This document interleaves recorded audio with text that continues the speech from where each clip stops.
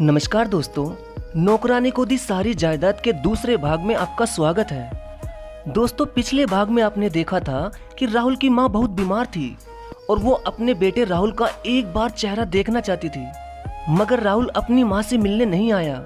अब पिता ने फिर से अपने बेटे को खूब रोते हुए फोन किया और कहा कि बेटा, अपनी मां से तो तुम मिलने नहीं आए, मगर अब वो ये दुनिया छोड़कर जा चुकी है, अब तो आ जाओ बेटा। तो बेटे ने क्या बोला पता है कि पिताजी, यहाँ पर मेरा काम बहुत ज्यादा है, ऐसा करो कि माँ का अंतिम संस्कार आप ही कर दीजिए। अब तो वैसे भी माँ मर चुकी है, तो उनकी वजह से मैं अपना काम क्यों खराब करूं। ये सुनकर पिता ने कांपते हाथों से खूब रोते हुए फोन काट दिया और खुद ही अपनी पत्नी का अंतिम संस्कार कर दिया।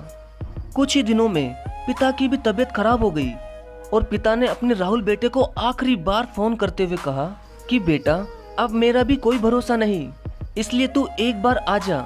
मैं अपनी सारी जमीन तुम्हारे नाम करना चाहता हूँ और कुछ जमीन तो ऐसी है जो तुम्हारी माँ ने तुम्हारे लिए खरीदी थी, ताकि तुझे जीवन में कोई भी परेशानी ना हो। तू एक बार ही आ जा, मैं भी तुझे देख लूंगा एक बार।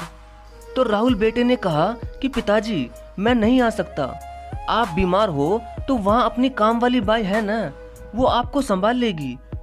और पिताजी, मैं बाद में आकर आपसे मिल लूंगा, अभी मैं जरा काम में बहुत व्यस्त हूँ, आपसे बाद में बात करता हूँ। ये कहकर राहुल ने पिता की भी परवाह ना करते हुए फोन काट दिया। अब उसका पिता बहुत रोने लगा।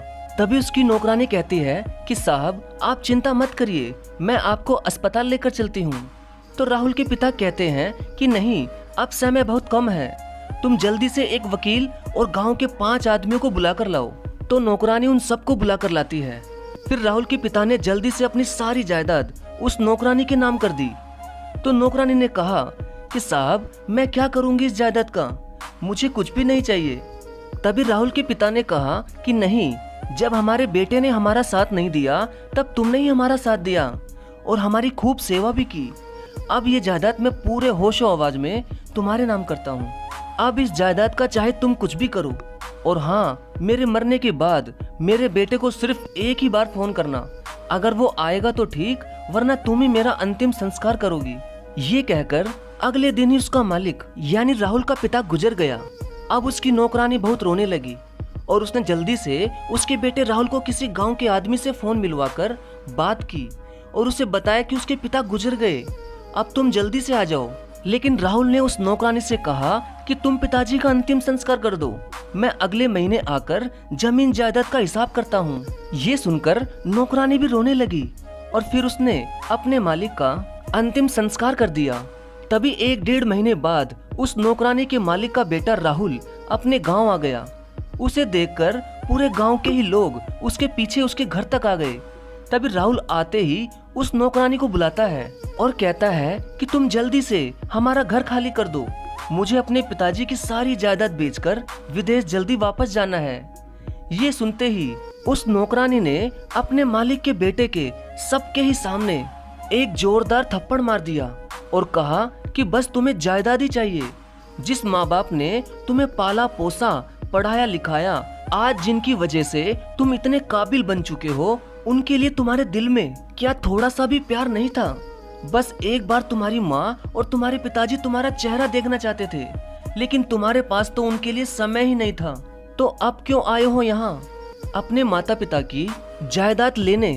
अब भी मत आते तुम। माता पिता के लिए तुम्हारे पास समय नहीं है, मगर जायदाद के लिए तुम्हारे पास पूरा समय है। ये कहकर वो नौकरानी खूब रोने लगी। तभी वकील आ जाता है और वो राहुल से कहता है कि तुम्हारे पिताजी ने मरने से पहले अपना घर, सारा खेत और सभी जमीनें अपनी नौकरानी के नाम कर गए थे, तो अब इस जायदाद पर तुम्हारा 1 रुपए का भी हक नहीं है। ये सुनकर राहुल को बहुत बड़ा झटका लगा और फिर वो वहाँ से जाने लगा। लेकिन फिर उस नौकरानी ने राहुल का हाथ पकड़ लिया और कहा कि राहुल बेटा, ये जायदाद तुम्हारी है, मैं भला इस जायदाद का क्या करूंगी? दूसरे की चीज मेरे लिए धूल के बराबर है। तुम्हारे पिता ने ये सब मेरे नाम जरूर कर दिया, मगर मैं ये सब नहीं ले सकती और मैं अब यहाँ नहीं रह सकती, और जब मेरे मालिक और मालकिन ही यहाँ नहीं है तो भला अब मेरा यहाँ क्या काम? मैं भी चलती हूँ। और ये कहकर वो नौकरानी बस थोड़ी ही दूर चली होगी और फिर रास्ते में ही उसकी भी मृत्यु हो गई। तो दोस्तों, राहुल के माता पिता ने अपने बेटे राहुल के लिए कितना कुछ किया, मगर राहुल उनका कितना गंदा और कितना मतलबी बेटा था, जिसने अपने माता पिता का अंतिम संस्कार भी नहीं किया और ना उनसे कभी मिलने आया। वो तो बस विदेश में ही जाकर बैठ गया। और पिता की जायदाद के लिए वो आखिर क्यों आया? उससे अच्छी तो उनकी नौकरानी थी, जिसके मन में जरा भी लालच नहीं था और खुद के नाम जायदाद होने पर भी उसने जायदाद के कागज वापस ही अपने मालिक के बेटे को दे दिए और फिर वो भी अपने मालिक और मालकिन के गम में मर गई। धन्यवाद।